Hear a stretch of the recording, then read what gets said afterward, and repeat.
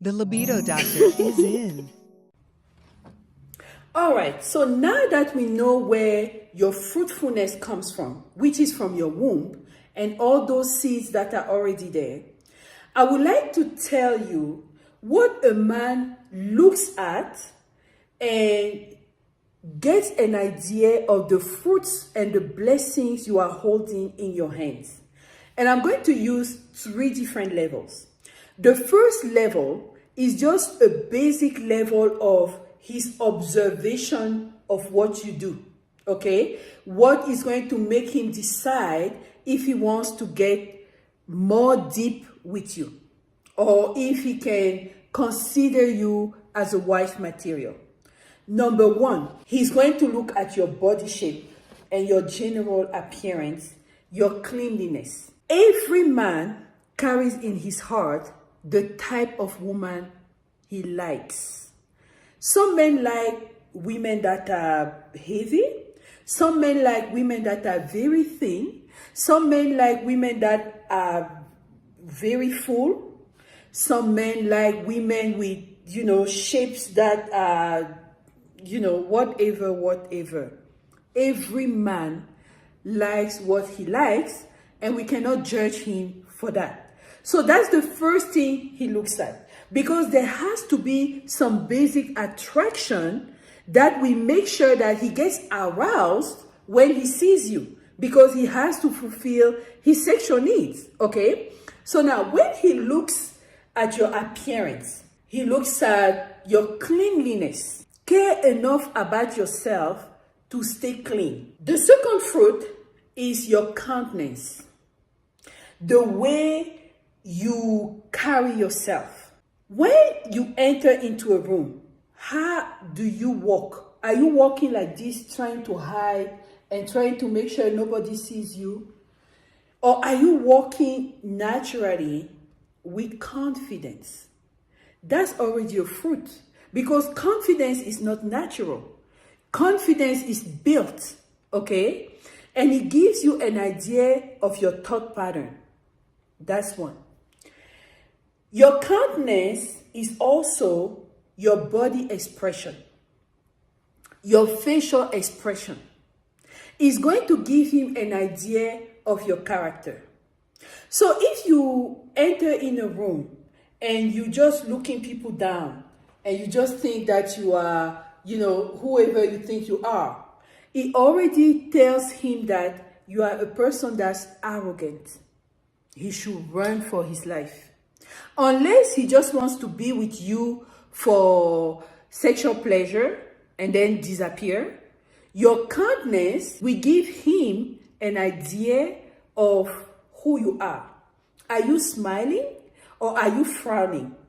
Are you saying hello to people around you, or are you expecting people to come to you and, roll the red carpet for you? This is part of your countenance. And a lot of men will observe you from afar to figure out how you act in different circumstances, so he can have an idea of this character, okay? So the fruit here is your character. The third thing he looks at is your style of clothing. How do you dress? And this is going to give him an idea of your personal value. If you are someone who wants to be half naked, your breasts are out, you wear short skirts and the bottom part of your buttocks is outside. If you, your style, your clothing style is going to give him an idea of the value you put on yourself. Okay, and that will also give him the category of who you are. All right, so pay attention to that. This is a fruit that you carry in your hand, because a seed was planted in you that maybe told you that, oh, you know what, to attract men, you have to, show your breasts, you have to show your buttocks, you have to be out there, you have to be half naked. The fruit is the way in which you present yourself, okay? And that's what he's looking for. He's looking for the fruits that you're presenting. Now, number 4, your lifestyle. The way you live will give an idea of your patterns and your achievements. Okay, let's say you are a student. And as a student, maybe you live on campus. You're not with your parents anymore. But the way you achieve, you may be a valedictorian or you achieve with honors. It gives an idea of your discipline. It gives him an idea of how you treat your profession or your studies. Okay? So that's very important. Now, as far as your lifestyle, it could be that you may be someone who likes to go to the nightclub. It will give him an idea of your discipline too. Maybe you're not disciplined. Why do you go to the nightclub? Is that where you're going to find your husband? He looks at your lifestyle. If, for example, you're not a student and you've already started working, maybe you own a car. The car that you drive is going to give him an idea of your level of achievement. Okay? If you drive a second-hand car that costs you maybe $1,000, he can have an idea of, your current level. Or you can be a person who doesn't like to spend too much and would rather have things that work well, but that are not too expensive. All that give him an idea of your discipline. Your discipline in finance, your discipline in your profession, your discipline in whatever you do, okay? That's a fruit he's looking for. Number 5, he's going to look at your behavior and the way you interact with others. And what he's looking for is respect. Who do you respect? How do you interact with people? Do you only respect people when they are older and famous? Or do you even respect the little boy who doesn't have any influence and any authority? What is your level of respect? Because that will also give him an idea of how you're going to treat him. Okay? So the fruit here is the respect. Another thing he pays attention to, once he's observed you from afar, and he decides that he wants to start talking to you, getting to know you better, he wants to listen to the plans you have for your life. What are your plans for your life? Are you just sitting here hoping that a Prince Charming would fall from heaven and take care of your life and take you to a castle, give you all these beautiful things? You are the princess girl, you are the this, you are the that. That's a plan. But he's going to look for that. It's a fruit, okay? Or the plans you have, do you have ambition? Do you have the desire to actually be creative and bring something that can impact your world? And this gives him a sense of directions.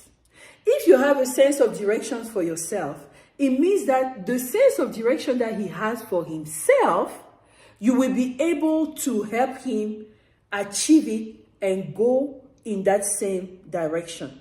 Okay? The other thing he looks at, if he's a spiritual person, which I hope people who look at my content are kind of spiritual or Christian, he looks at your spirituality. And what is spirituality is the fear of the Lord. When you have the fear of the Lord, it means that you have wisdom. And it is that wisdom that will be the compass for your life. Because if you don't have that wisdom of God, you just blindly walking in this life. And this is a disaster waiting to occur. And then number 8, he looks at your resilience. How do you act in the face of adversity? What do you do when problems arise? And this gives him an idea of your level of faith and how you finish what you start. All right? So this is the basic level of what a man checks in a woman as fruitfulness. Now, the second level, when he has decided that he wants to be closer to you and he wants to enter courtship with you, he's looking for two things. I mean, if he's a wise man, these are two things he should be looking for. The first one is your ideas. How do you think? What kind of ideas do you suggest based on what he wants to achieve? Based on where he's trying to go? What type of,